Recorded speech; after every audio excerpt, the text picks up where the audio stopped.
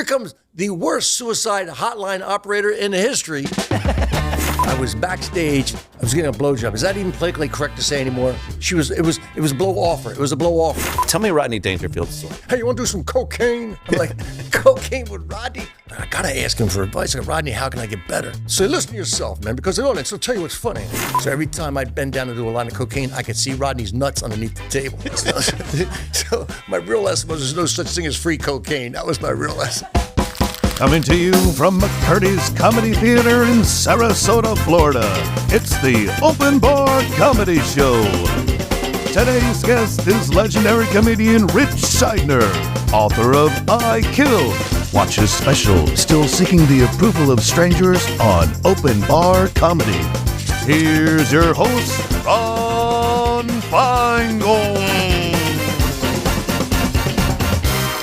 Hello, my name is Ron Feingold. I am the creator and producer of Open Bar Comedy. This is the Open Bar Comedy Show, and this is my wife, Laura, who is also our bartender for today. And today's guest is Ritch Shydner, somebody I've been watching in comedy for over 40 years of my life, and he's been doing comedy even longer than that. So, ladies and gentlemen, I would love to introduce you to Ritch Shydner.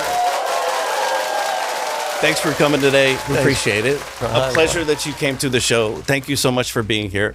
Well, let's start out about talking about what our show is about and what Open Bar Comedy is about, which is freedom of expression. How many years have you been doing comedy? 43. 43 years. And you started where? Washington, D.C., 1977, January. Every comic knows that. What joke you got a first laugh with, everything. We know You all knew that. exactly where you were, what date it was. You know the exact date? No, I know that it was January, winter. Walked through the snow to get to a coffee house. Tell me all the comedy shows that you've been on. What are the comedy TV shows that you've done in the 43 years? Tonight Show with Johnny Carson, Tonight Show with Jay Leno, David Letterman show, both the NBC and the CBS one. Did Showtime special, HBO special. Did everything I was supposed to do. Yeah. What was it like trying to get on those shows? Was it nerve-wracking trying to get on? I got great advice when I first moved to Los Angeles in 1982. It might have been Leno or somebody said, do not bother Jim McCulley. He was the talent agent for comics on the Tonight Show. Yeah. Don't bother him. He hates that. Yeah. He'll find you when you're ready. And so I never bothered him, just kept doing it. And I was doing it in 1984. I left Los Angeles to go to New York because the Olympics were in LA and I knew it would be a mess. So Sam Kinison and I went to New York to hang out, party, and do stand-up. And I'm on stage at the Improv in New York, and Jim McCulley comes out of nowhere after my set and says, you ready to do a Tonight Show? You're going to do it in 2 weeks. Oh, my God. Yeah. And was it stressful? I broke out in shingles before my first Tonight Show. Shingles. For real? The doctor said, how old are you? I said, I'm 30. He said, you got an old man's shingles. I had medicated pads on my butt and my thigh when I went out to do the first Tonight Show. And you actually did the Tonight Show with shingles? Yeah, absolutely. Now, maybe the alcohol and cocaine had something to do with it. But the stress of doing a show is also there. What was it like doing Letterman? Did they have the same kind of producer come up to you and introduce himself, or what was that like? I'd done a couple of Tonight shows, and they just saw me, and they just said, we'd like you to come do Letterman show, and I started doing those too, which was great. It was different. Let's talk about extremes, like the most of, the best show you've ever done, the weirdest show you've ever done. How about the weirdest introduction that you've ever had? During the introduction, I was backstage at the Comedy Workshop in Austin. I think it was about 83. And I was getting a blowjob. Is that even politically correct to say anymore? That's a beautiful thing. She wasn't You were getting a working for blowjob. me. She wasn't working for me. It was a blow offer. It was a blow offer. This is a voluntary blowjob. Thing, totally voluntary. Right before you're about to be introduced on stage. Right. During it, I heard my name. And please welcome Ritch Shydner. And I had to make a decision. There was really no decision to be made. They're going to wait. They're going to wait. They're going to wait for a few seconds. And my friends later said I came out, they go, you came out like you were like just escaped from a cage. Come stagger down the stage, like. How did this start? I mean, she came up to you and she said, was how about a date for the weekend. Okay. She was there. I met her in Dallas, and she came down to Austin. And for some reason, I don't know, things happened backstage. There was 2 people alone in the dressing room. And I lost track of time. Funny how that works. Who's the next comic? Please welcome Ritch Shydner. It's me. Did you? I didn't go till I finished. Of course. You finished. Okay. There's good. no way. All right, you finished. That's what I'm saying. I mean, Very there's no decision to be made here, right? I mean, that's like the biological imperative for men. A guy be going at it, And a lion could be tearing off his leg, and he's got. I'm going to finish. I'm finishing, man. I'm finishing. This A woman's will like, she hears a stray noise in the other room. What was that? Go check out that noise. A woman's like, they got 2 tracks working. We got 1. That's all. 1 track. And your opening line, do you remember your opening line? How did the first joke go? I don't remember my opening line. I don't think I was thinking yet. I wouldn't either. The blood wasn't back in my brain yet. No, I couldn't imagine going out on stage half chub. I would never had that problem. See, that's convenience of my size. Yeah. It's really easy to hide. That's okay. That was the best introduction, right? Yeah. Tell me about the weirdest introduction. Or did you have a weird one or a strange I one? had a weird one. So Michael Finney, he doesn't mind me telling the story because it's true. And he's a great comic magician from Phoenix, and he did this every year. He did this great benefit charity golf tournament, then a big show at the end called the Dry Heat Classic. And so I'm headlining it one year. I don't know what this is, 10 years ago or something. And I'm headlining this Saturday night. There was a story that happened with us in 1982. The short of it was a guy calls me up while we were partying at the comedy club then. It was called Chuckles in Phoenix, a big, hot comedy club. They got shut down because they didn't pay their bills. Cocaine used to do that to a lot of club owners back then. Yeah. And so this kid was suicidal. He was suicidal. He calls me up. I'm the only guy he'll talk to. And I'm talking on the phone. I think I'm talking about down. I think I've got him about ready to let me come over and talk to him. He's got a gun there. I said, put the gun outside the hotel door. I'll come into the hotel and talk to him. He's right across the street. And somebody called the police, and I'm on the phone with that guy, and the last thing I hear the kid say is, oh my God, the cops are here. And then I hear bang. And I run across the street, and the cops are like, don't go in there. There's nothing you can do. And really whacked me out. Yeah, here, cut to, we're like 40 years later, whatever, with this thing. He's introduced me because my friend Ritch Shydner's coming out. I got to tell you something. And he tells that story. 1,200 people hear the story. Here comes the worst suicide hotline operator in the history. He's 0 for 1. And I come out, and it's like, sometimes you come out and there's a crater Yeah. you got to work out of from the comic before you that was so good. Yeah. This was the intro. I mean, there's no way out of that hole. I was thinking, I'm like, I got 20 minutes and 15 was convincing him I was funny. Yeah, No, right. he's okay. Can I get you something? No. If I have one of those, I'll slam right into a telephone pole. I won't even use a car. I'll just run right into a pole. How about water? Yeah. why don't you drink? I'm a recovering alcoholic, drug addict, and anything else you got that would be something that would get me off my head. How long has it been? Off the top of my head, May 11th, 1985. So 38 years plus, something like that. Yeah, no, it's all good. It's all good, really. Was something that it was interfering with It was comedy? interfering with everything with my comedy. My God, the one thing I value more than anything is my sense of humor, and that was gone. That was gone. A friend of mine who helped me get sober said he saw me in West Hollywood being thrown out of a post office in the middle of the day. There's nothing cool left. There's no wow, that was really wild, a fight in a Rainbow Barn Grill or something. Yeah. No, you got tossed out of a post office for being an asshole in the middle of the day. No. You had DUIs? Were you being arrested? Well, I had a lot of drunk driving accidents, but this was back, I did most of my drunk driving in the 70s, and the cops back then would pull you over and go, look, can you make it home? Yeah, all right, go straight home. Don't go anywhere else, and give me that liquor that's going down the FOP. But go straight home. That's all. Just go straight home. You started in the 70s, right? Yeah. And it was back in Washington, D.C., but one of my heroes everywhere that I go, I get this Rodney Dangerfield. Everybody tells me, you look, because I have this thing with my eyes that I do in my show. My eyes are really big. So every time after a show, you always remind me of Rodney Dangerfield in your show. Yeah. So he's one of my heroes. He's a lot of people's heroes. Tell me Rodney Dangerfield's story. Well, that's what I have was Rodney, back when I moved to New York City in 1979, didn't use young comics much, except for he had these prom shows they'd come in from Long Island and the boroughs and all, and these drunken kids, and we'd entertain them from midnight when there's regular shows and then to 5 in the morning, just one prom show after another. So there were a bunch of comics going on, and you just have, it was just a whip in a chair stuff, you know what I mean? They were just drunk, and you find the most obnoxious one, you put them on a cross, whip them for a while, the whole place would go crazy. It was just fighting. And one night I was on stage, and the comic who was supposed to come relieve me was late. right? And I had to get on early because the comic in front of me bailed early. So I was on there a long time, just battling them. And you could hear Rodney in the back. He'd sit in the back, you hear him, oh, right. Comics love when another comic's struggling up there, right? You can hear, all right, man, all right. So I come off stage and Rodney comes up to me. And you know Rodney back then, on stage he wore a suit and a tie, but got off stage, he took everything off and put a robe on. He always wore just a robe. I didn't know that. Nothing underneath it, nothing. Really? And he never bothered to close the robe either, man. So when you talk to Rodney, you have to keep your eyes up, man, because, he's just hanging out, man, free.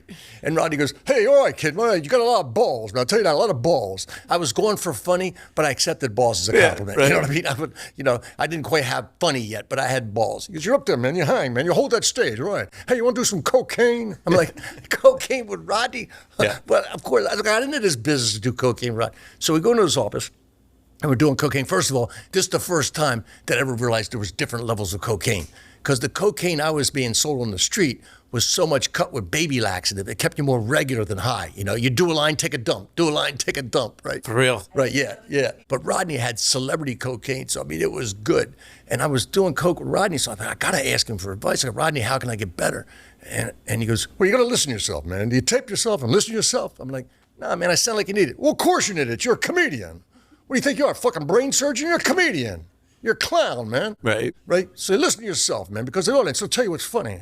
They'll tell you, man. When more they're laughing at, you do that. You do that. When they're not laughing at stuff, don't do any of that anymore. So that's great advice, But the real lesson was we were doing cocaine on top of a glass table, right? So every time I'd bend down to do a line of cocaine, I could see Rodney's nuts underneath the table, So my real lesson was there's no such thing as free cocaine. That was my real lesson. That's the price to pay. Seeing Rodney's, oh my God. Was he a mentor at all to you? To everybody. I could tell you so many Rodney stories. Here's another, so you know who Ronnie Shakes was? No. Ronnie Shakes was a great one-line comedian like Rodney. He goes, last week my therapist said something to me that brought tears to my eyes. After 10 years, he said to me, no habla inglés. Right? He had great one-liners, right? Yeah. So one night I'm emceeing at the Improv in New York City. It's about 1981 or something. And Pat Buckles, the manager, she comes up, she says, Rodney's on the phone, he wants to talk to you. I get on the phone, he goes, hey kid, I got this joke, man. This guy sold me some jokes, man. They're all shit, except this one joke, man. This one joke's a genius. It's a great joke. It don't fit with the other ones, you know what I'm saying? I think it's stolen, but I'm just checking around to see who does the joke. And the joke was, I wanted to kill myself, so I went down to the ocean and drowned myself, but I knew I wasn't serious. I brought a towel. It's a Ronnie Shakes joke, right? I said, really, that's Ronnie Shakes. He said, yeah, no, I thought it was somebody's, man. Give me his number, will you? So we give him his number, and Ronnie Shakes comes in the next night and says, Rodney called him up and said, I was doing this joke, and I already did it, so I'll pay you $50, which is what I normally pay for jokes. But I'm doing the Tonight Show Friday night, and it's such a great joke, I want to do it. So if you'll sell it to me for like $250, right? Which is way more than any comic was paying for jokes. Yeah. And Ronnie Shakes, though, Rodney was his hero. So Ronnie goes, give it to you, man. Take it. Have it, man. Have it. My pleasure, my honor that you have my joke. Ronnie gives him the joke. Rodney Dangerfield calls him back a little while later and says, I got 2 tickets to fly to L.A. The guy who's going to come with me can't come. Would you like to go to L.A. with me?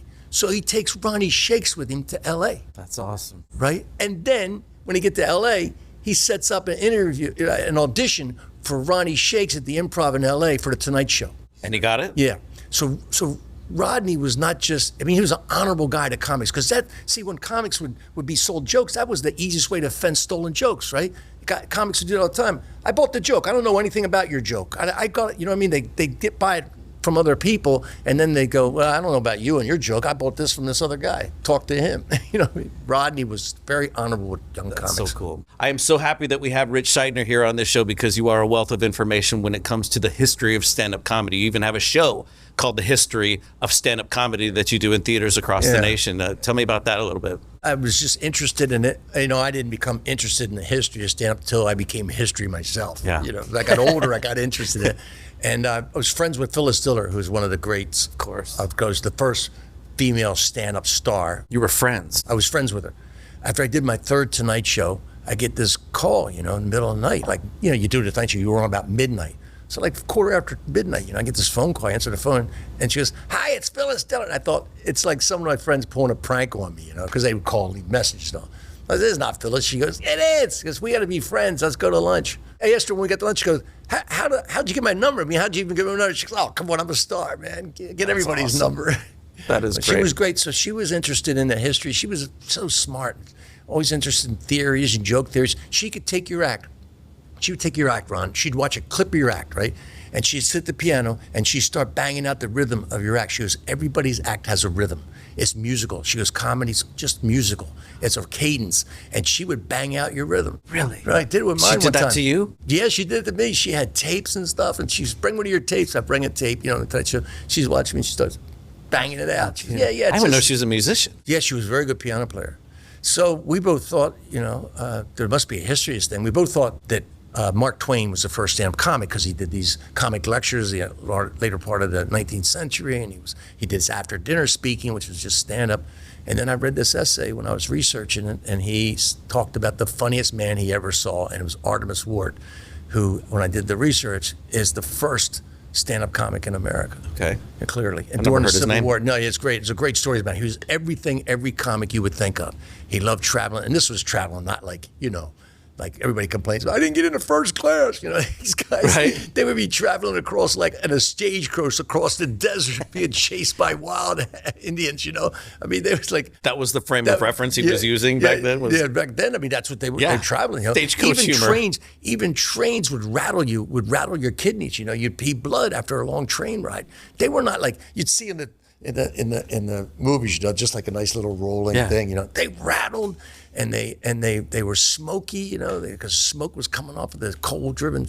People don't realize what people went through back then. Yeah. I mean, just the traveling. I mean, even back in George Washington's day, it took you 5 days just to get someplace. Yeah, but he did everything, and he was wild, and he loved going to new places and coming up with new material. Where did he perform? All What across kind of country. He places? did these theaters that there were this thing called the lecture circuit. So people had these lectures, and there was no TV, no radio, and so they would go hear somebody lecture, hope it'd be entertaining, you learn something, either a moral lesson like slavery bad or drinking is bad, or some sort of like, here's the new continent of Australia. And he went and said, I'm just going to do an hour and a half of funny, no lesson whatsoever, just fun for fun's sake. It was radical. People would walk out, they'd go, yeah, I laughed a lot, but I didn't learn anything. They would complain.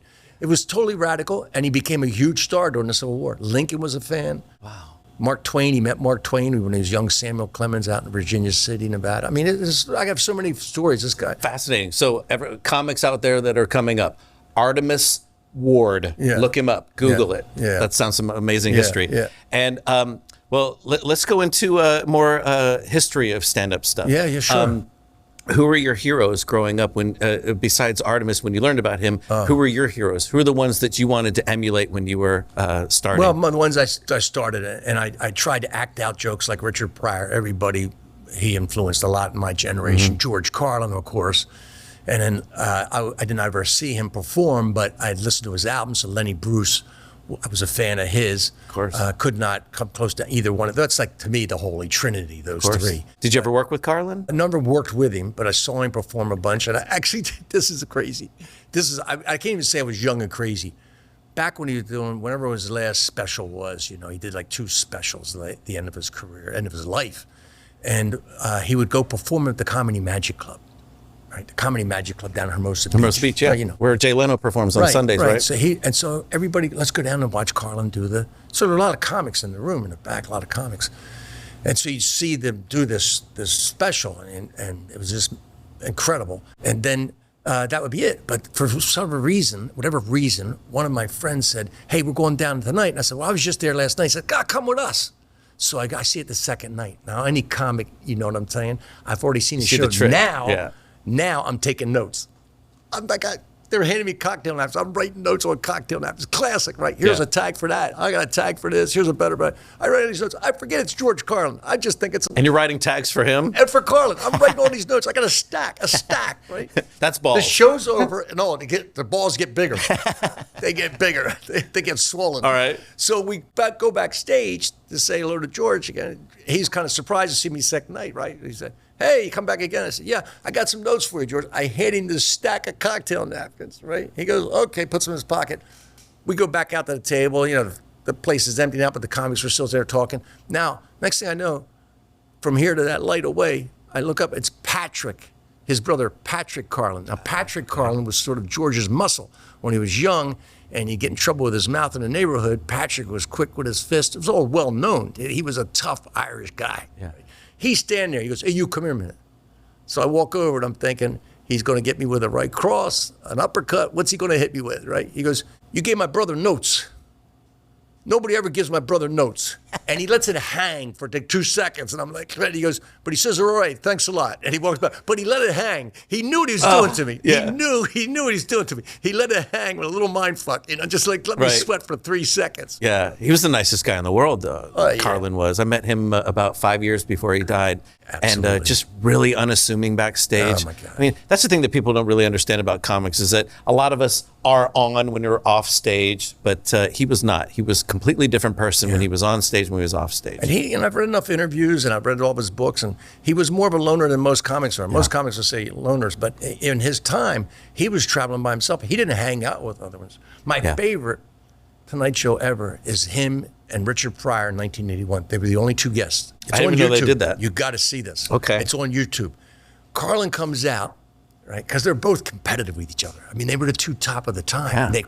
Their careers paralleled. Is this around Hippy Dippy time? 1981. Okay. No, this is a little bit past after that. Yeah. This is when he was in his observational comedy era, right? The late 70s and early 80s. Carlin does his stuff routine. His stuff routine was about 11 minutes of genius, just so well written, so interwoven, and keeps jumping to another level, another level. And he finishes it, right? And he's like, just tosses the gauntlet down. You can see it, just that 11 minutes. And he goes to the panel, and he has a little panel. And Pryor comes out. Pryor just kicks the gauntlet right into the audience and walks to the panel. Doesn't do any stand-up, just says, "Let's wing it, Johnny. Let's wing it." I'm not doing stand-up after Pryor's that. like, "I'm just going to wing it." Yeah. I'm at that. And George is like, That's awesome. Yeah, they were great buddies. You could see there was a real affection there. Yeah.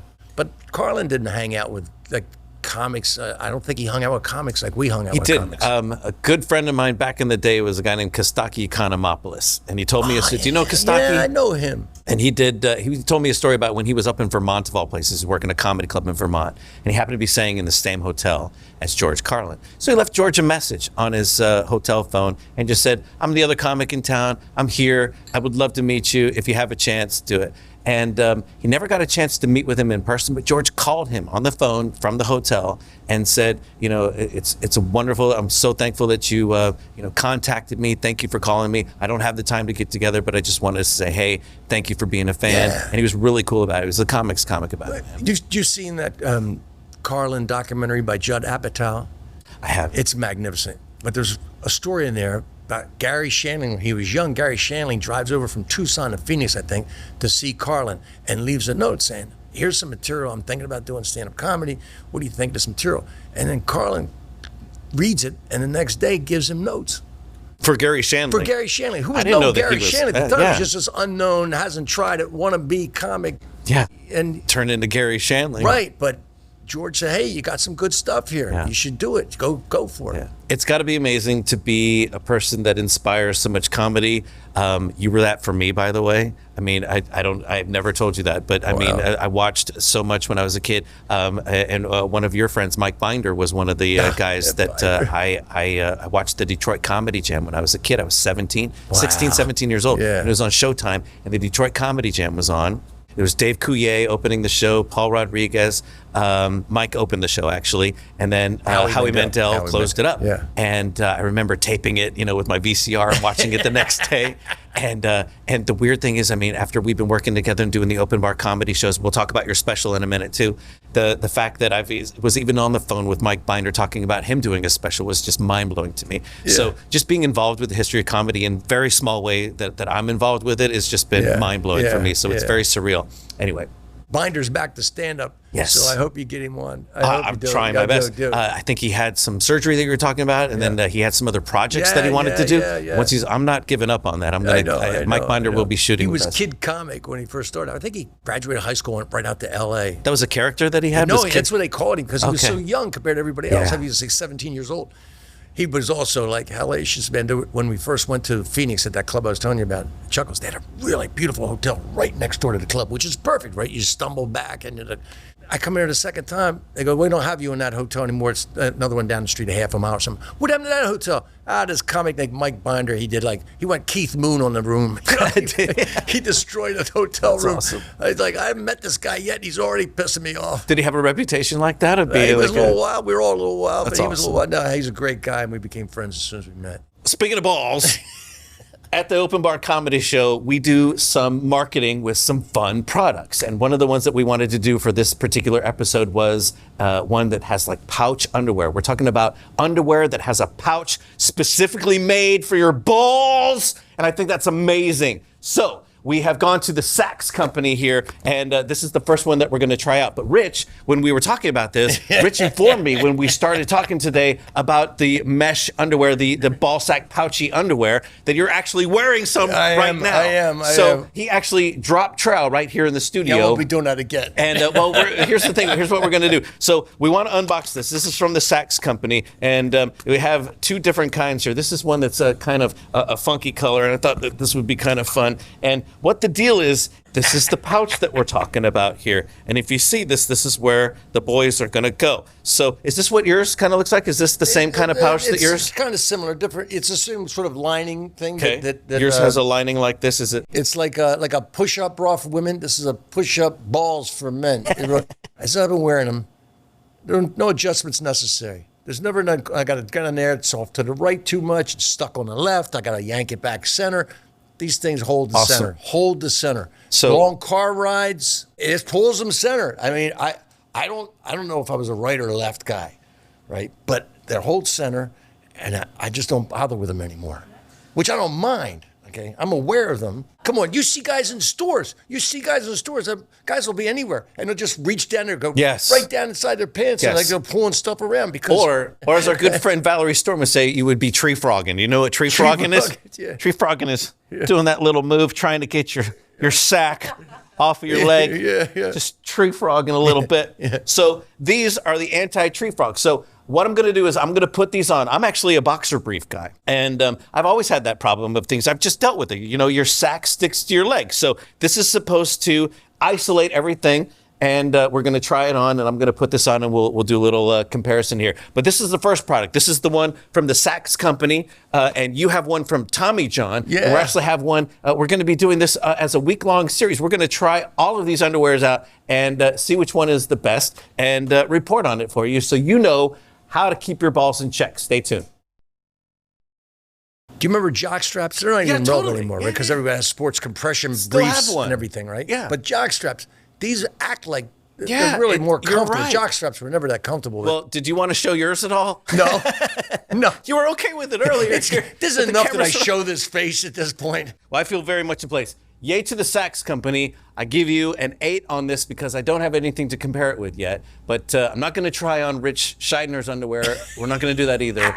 But I am going to try the Tommy John. That's another thing that we'll do. We'll try the Tommy John underwear as well. We'll try another one that's coming in the coming weeks is All Citizen. So that's coming as well as one from Man Made. So we're going to try all these underwears and see how they're keeping in the ball check game. Thank you to the Saks company. We're going to continue to do our investigation of pouchy underwear. We're also going to keep Ritch Shydner in the loop when we do that. So enough of the pouchy underwear stuff. Let's move on to our next subject. Let's talk more about a little bit more in-depth comedy stuff. Sure. Do you do set lists still? Do you still do a set list every time you go out on stage? No. Like tonight for the night special, I have kind of a set list, but there's a lot more in there that I need.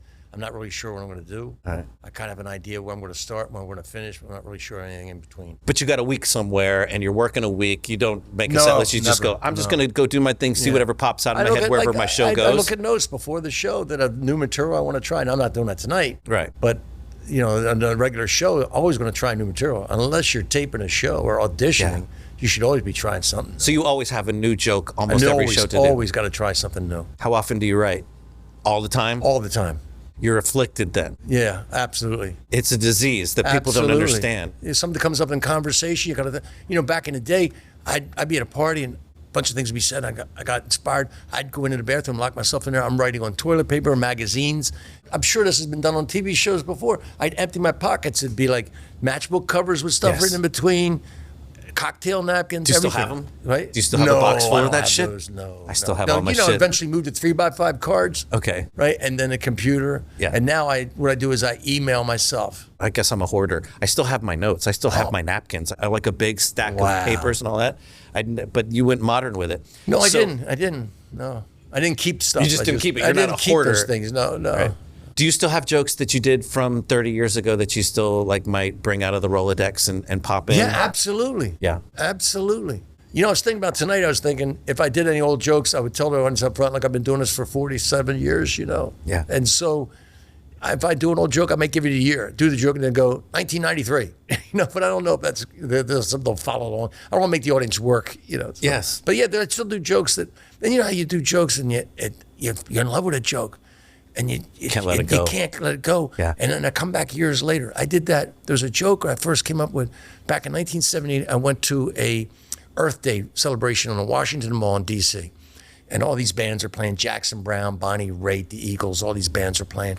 And in between the bands, right, they would have chants. The whole crowd would be chanting. Hundreds of thousands of people chanting, no nukes, because they had the 3 Mile Island disaster back then, and people were against nuclear power on the left. And you know, so they're chanting it. And at one point, everybody was just passing joints around. At one point, this guy next to me goes, hey, man, when them no nukes going to play? So I write that joke down, right? That worked great. But here's the other joke.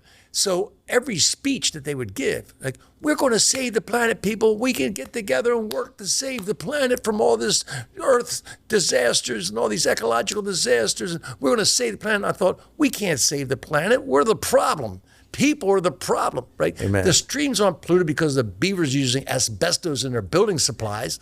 There's just too many people polluting around here. I mean, if you're really a dedicated environmentalist, the best thing you do for the planet is kill yourself, right? Now, I'd do that joke back then. I'd be killing. They would boo me. They would boo one joke, and one Sure. joke, they'd turn on me and go, no! Yeah. Right? Then in 1991, I went on stage to tape a bunch of stuff for a couple of albums back then. I was working to do this for a company, and I said, I'm going to try that joke, bring it back. I brought it back, and they laughed because everybody got more cynical, and they come to realize, yeah, we are the problem, you know. Yeah. But they laughed about it. Yeah. So sometimes it's timing of the joke. It's all about the contextual history. Yeah, what's going of on in the what's moment going at the on. time, Yeah. right. You're not burned out. 47 years. It seems like you still love it. Yeah, I do now. At the moment, I don't know how much longer I'll be doing stand-up because honestly, I don't like to travel anymore. Yeah. And that's the thing that got to you. You know, they don't pay you, and you know this, they don't pay you to go on stage. They pay you to get there. Right. And That's put up totally- with everything you have to do to get there and to stay there, be by yourself. I love my wife. I love to be home. I love our dog. I love Yeah. our life in North Carolina. That's all. I just want to be around there. Yeah. So they're not going to fly people in for me to perform for. You know that. What's the best advice you ever got? It's all stage time. It's all about stage time, which you kind of figure out early on.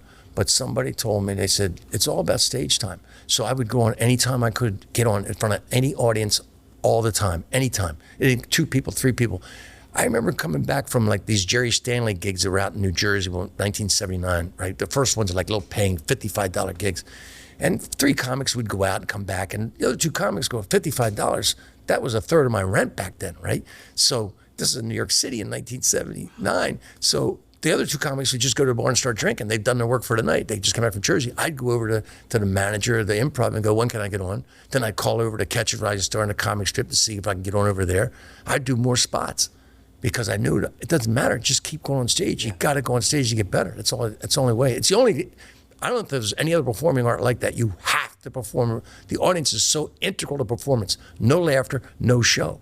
So you have to perform this in front of people for you to get better. You've been in the trenches too, man. You have been in, like the 2, 3 in the morning, New York. Oh my God, yeah, Kind of absolutely, sad. absolutely. I've avoided that my entire career Really? just because it scares the shit out of me. I don't know what I would get out of that.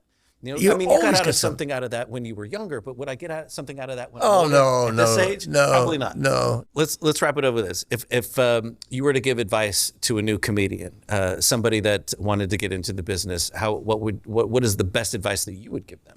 Well, I would say that, but I'm not even sure if that's true or not because people become TikTok stars and get hired to do stand-up comedy before they ever do stand-up comedy. So I'm not even sure what from my era is still relevant that Good way. point. I think one thing is still relevant though. If you don't get high from the laughter, don't do it. Yeah. don't do it because you're not really a comic. You're up there for attention, and eventually, if you get your attention, maybe you'll get some other thing that happens in showbiz. But for a comic, that has to be your music. That laughter has to be your music. Yes. And if that's true for you, then do it. Yeah. But I don't know what other my advice is relevant because the whole game has changed. Yeah, it has. If you're a true artist of the art form of stand-up comedy, you feel it in your soul. And if you've been on stage and if you've gotten a laugh and you've felt how that feels, it's like a drug. You want more of it. Yeah. And you've been in it for 47 years, and I'm in admiration of everything that you've done. We want to thank you, Ritch Shydner, for being with us for this episode of the Open Bar Comedy Show. We could not have had a better guest to talk about the history of stand-up comedy, as well as if you're thinking about getting into stand-up comedy. That's what we really want to do in this show, is really get behind the scenes in the business of stand-up comedy, talk about freedom of expression. Also want to talk about that Ritch Shydner will have his special coming out in 2024 on the Open Bar Comedy format, and it's going to be called Still Seeking the Approval of Strangers. And it's just an amazing comedian. After 47 years, we're so happy to have him on our platform. So we will see you next time on the next episode of the Open Bar Comedy Show. Have a great day.